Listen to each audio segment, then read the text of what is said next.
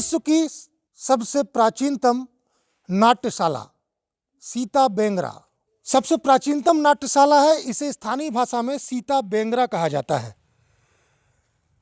कालिदास ने यहाँ पर इस रामगढ़ पर्वत पर ही कहीं पर ऐसा माना जाता है कि उन्होंने महाकाव्य मेघदूतम की रचना भी की थी। क्या है इस नाट्यशाला का रहस्य, क्या है इतिहास, क्या है धार्मिक महत्व, क्या है आध्यात्मिक महत्व? हमारे साथ पुरातत्व संघ के संरक्षक के शुक्ला जी हैं। शुक्ला जी नमस्कार। नमस्कार सर। शुक्ला जी बताइए, ये जो पीछे नाट्यशाला हम देख रहे हैं, जिसका वर्णन काफ़ी इतिहास में मिलता है, कई किताबों में मिलता है, आपने इसका अध्ययन किया है, शोध किया है इस स्थान के बारे में, क्या है पूरा मामला, क्या है इसका?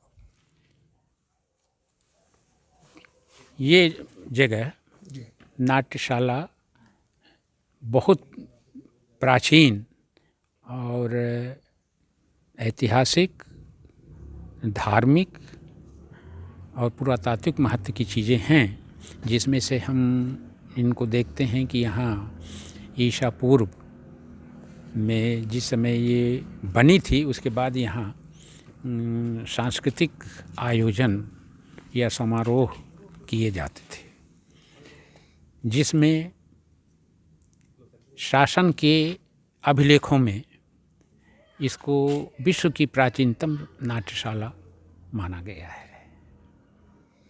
ये नाट्यशाला का क्या अर्थ था? नाट्यशाला यहाँ पर, क्योंकि ये एक पहाड़ी है और पहाड़ी में एक गुफा है, उसको नाट्यशाला कैसे मान लिया जाए? क्योंकि विद्वानों के मतानुसार और इतिहासकारों के मुताबिक इसमें एक लेख पाया, 2 लाइन का एक लेख पाया गया था। कहाँ पर? नाट्यशाला के सीढ़ी से चढ़ते समय बाएं हाथ की तरफ जो दीवार है नाट्यशाला की, उस पर लेख लिखा हुआ है, जो पाली भाषा में है, पाली लिपि है, और ईसा पूर्व लगभग 300-400 वर्ष पुरानी है। उसमें नाट्यशाला का बनने का या रहने का संकेत मिलता है, जिसमें लिखा हुआ है कि पूर्णमासी के दिन में और यहाँ के चांदनी रात में सांस्कृतिक यानी आयोजन होते थे। ये इतिहासकारों का और पुरातत्वविद जो हैं उनका मत है। अच्छा, इसकी बनावट को लेके भी कहा जाता है कि ऐसी बनावट जो होती थी, जो इतिहास बताता है कि पुरानी जो नाट्यशालाएं होती थी ऐसी ही होती थी, ऐसा कुछ है क्या?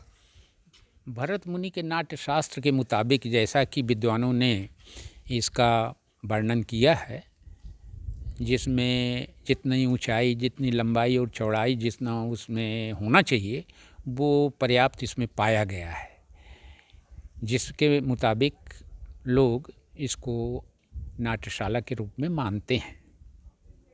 अच्छा, इसके नाट्यशाला का जो फ्रंट है, उसके अलावा आजू बाजू भी 2 कमरे टाइप का दिख रहा है, वो क्या है?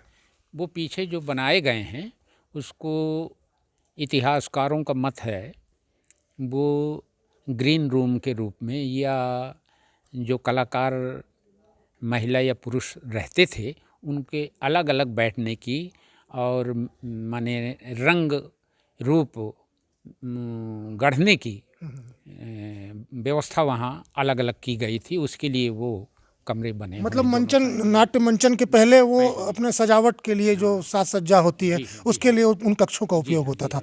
अच्छा, दूसरी बात ये देखने को मिल रही है, इसमें जो लिपियां हैं जो आपने बताया पाली भाषा में लिखी, इसके अलावा क्या इसके अंदर प्रमुख बातें हैं? क्योंकि सीढ़ी भी है और सामने का ये सब, क्या और क्या इसमें विशेष है? इसमें विशेष सीढ़ी, चूँकि ऊंचाई पर है इसलिए सीढ़ी का होना जरूरी है, और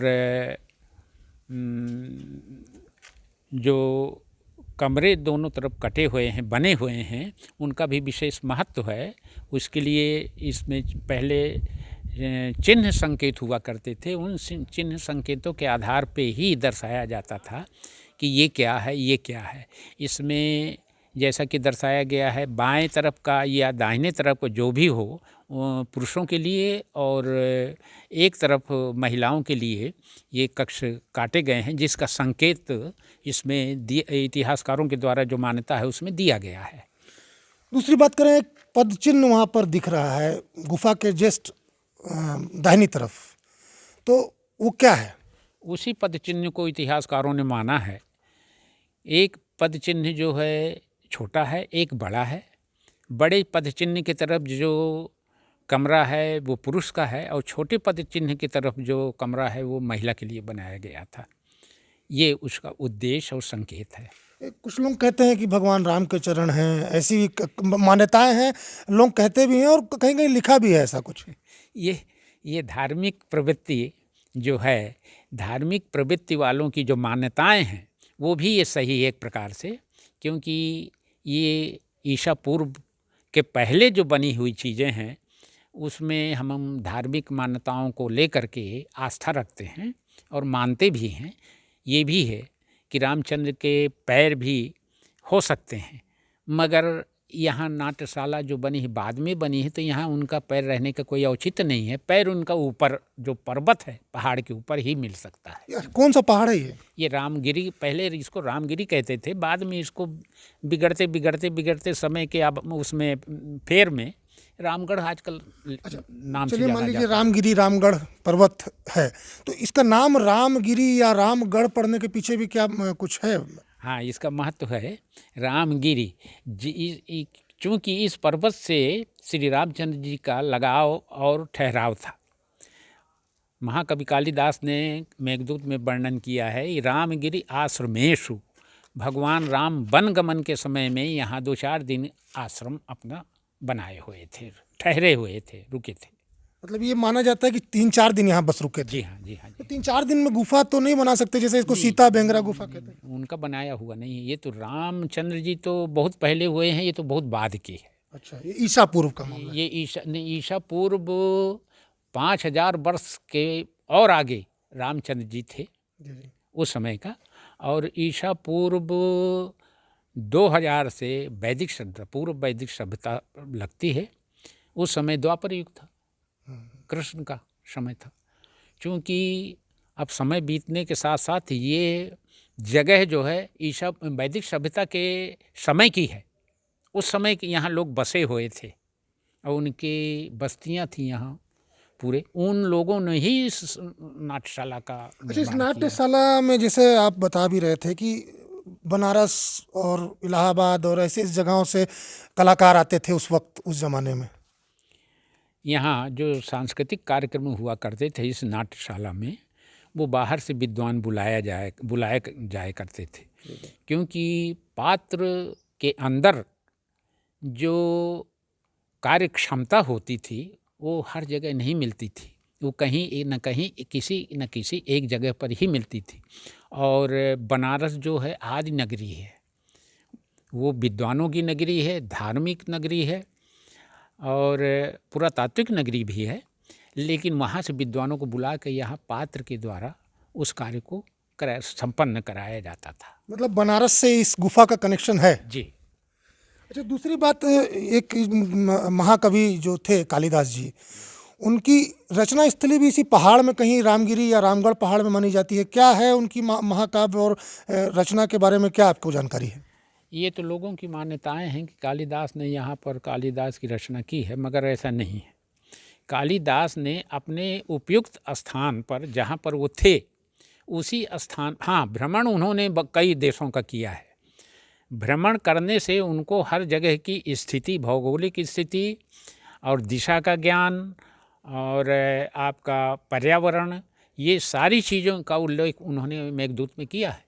नहीं, क्योंकि उनको ये उल्लेख तो किया है, ठीक है, लेकिन अलग अलग विद्वानों का अलग अलग मत है। कोई कहते हैं कि मेघदूतम की रचना स्थली यही है और आपका कहना है कि नहीं है, तो क्या माना जाए, इसका सार क्या निकलता है? सार तो ये है कि कई विद्वान इसको कई रूप से देखते हैं, कई तरीके से कहते हैं कि नहीं कालिदास यहाँ रचना की है, मगर ऐसी बात है, हम नहीं मानते हैं इस चीज़ को।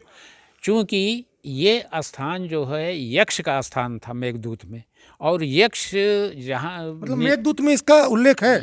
अच्छा। जो यक्ष निष्कासित किया गया था अलकापुरी से, वो यहाँ शरण लिए हुए था। चूँकि शरण लिए हुए था तो कालिदास, कोई ज़रूरी नहीं है कि कालिदास ने रामगिर का दर्शन किया हो या आए हो या हम बैठ करके उन्हें कुछ सोचा समझा हो। वो तो यक्ष के वृतांत के बाद या यक्ष के कार्य के बाद ही उन्होंने मेघदूत का रचना की है। तो ये थे पुरातत्व संघ के संरक्षक के शुक्ला, जो सीता बेंगरा, जिसे विश्व की प्राचीनतम नाट्यशाला माना जाता है, उसके बारे में अब तथ्यों के सहित हमसे बात कर रहे थे। लेकिन खास बात ये निकल कर आई कि इस सीता बेंगरा गुफा का कनेक्शन बनारस से है। Amitesh Pandey, ABP News, Surguja.